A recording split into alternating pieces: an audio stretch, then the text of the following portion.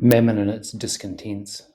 This is Arthur Meek reading my latest post of Profit and Delight.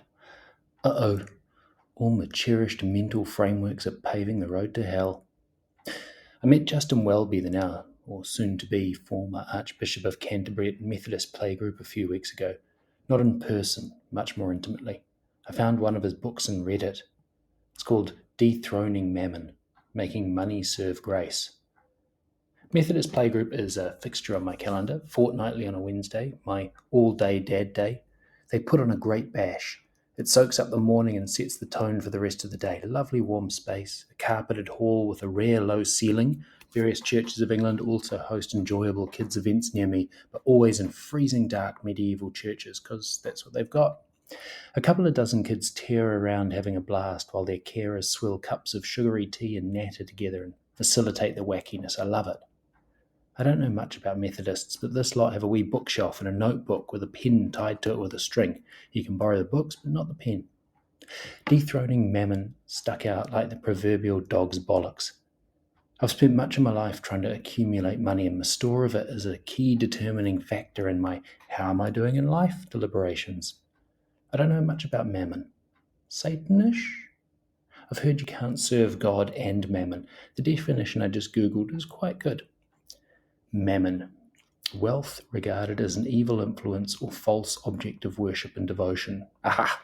The sin of Scrooge. Yeah, I can see how that can twist, say, rich people. But remember, by my own definition, I'm not one of those. I need a lot more cash before I feel rich enough to risk the clutches of Mammon. Or do I? Welby reckons that Mammon can be served a lot closer to home. He gives a more inclusive, sobering definition. Mammon expresses himself in a most egalitarian way through the fixation on competition, productivity, efficiency. Fuck. I thought those things were virtues, but now he says it, I can see that a myopic focus on any one of them can be pretty fatal to the spirit. They can disorder me, take my attention to a different plane, one that spends all its time thinking about what could be rather than what is. They divorce me from reality.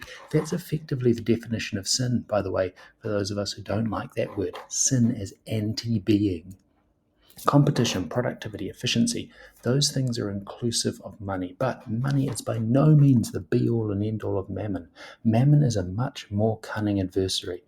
But it really sucks to have one's flaws pointed out. Everyone's a critic. What's an alternative to destroying my potential for human flourishing by worshipping Mammon? Here, Welby steps up to the plate. Forevermore, when his name is mentioned, I will recall it with fondness. Welby prescribes the antidote to Mammon in 2 words: play and cooperation. These things you can't OD on. Within play, you can find all the benefits of productivity, efficiency, and perhaps their opposites. Competition, I think, missed out there. I'll fix that one up. They're also the heart of scientific and intellectual inquiry, physical endeavour, music, art, and everything that matters to human flourishing for both individuals and the collective. Even writing this thing, right? I've been messing around for ages, scolding myself to find a more productive writing schedule, a more efficient publishing cadence, measuring myself competitively against the success of others on this platform and beyond.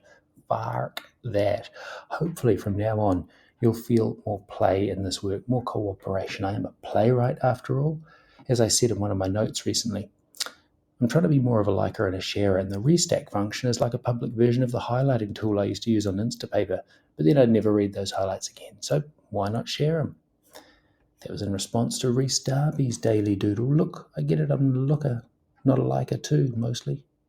Look, that means I'm taking the time to learn to be a better reader and sharer of other people's stuff, encountering for what it is, not as a potential fuel for competitive similarity or difference. Heck, we can even cooperate. I don't know how, but the first thing you could do is like or share. Heck, if you haven't subscribed, why not do that now? See ya.